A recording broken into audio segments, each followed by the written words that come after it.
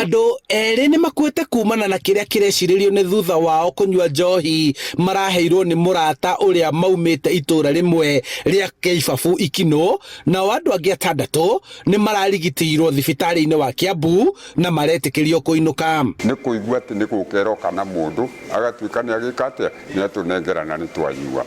Rĩu rĩ angĩkorwo rĩ mweri wa njohi ĩyo rĩ nĩkĩo tũgũkaga thĩinĩ wa thibita. Pande yangu sina shida. Juu hata mimi pombe ile nakunywa hiyo tu makali tu kwa baba. Hakuna pombe ile mimi nakunywa.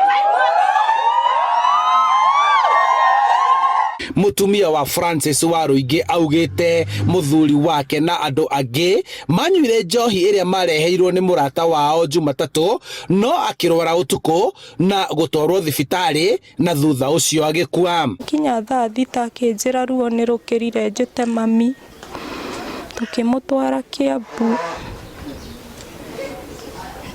Ndonaga rĩu hau gĩtanda-inĩ akiuga nĩ akwenda gũthiĩ kĩoro gwĩteithia, twamũtwara akĩaga hinya wa gũcoka.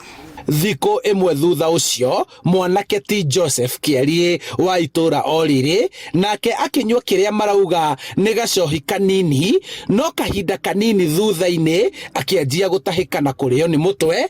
Thengia ya gũteng'erio thibitarĩ Kĩarie ndanahonoka. Nĩ marakire kuoya ikinya tũtũrago gũtũgiĩkaga kinya bangi gũkũyororagio guo. Njohi ĩno ĩrekũĩrwo kũrehwo nĩ ũmwe wa aikari a itũra rĩrĩ ũrĩa nĩ ndereba wa rori cia thabarĩ ndaya. Rĩu aikari makĩũria honge cia thirikari itabanie ũthuthuria mbaranginyo nĩguo kũmenyeke kĩrĩa kĩracũngĩrĩire ngero ĩno. Ũrĩa ũrarehe njohi no twende anyitwo nĩgetha atwarwo igoti-inĩ acokie thitango cia andũ aya matigĩte ciana ciao na bamĩrĩ ciao, nĩgetha akorwo kĩonereria kĩa mũndũ ũngĩ wĩna nia ya kũruta wĩra ta ũcio mũru wa njohi, tondũ ciana citũ aranina. Borithi nĩ marethana na mwĩkũĩrwo ũyũ na andũ angĩ mangĩkorwo maranyuĩte njohi ĩno nĩguo mahonokio.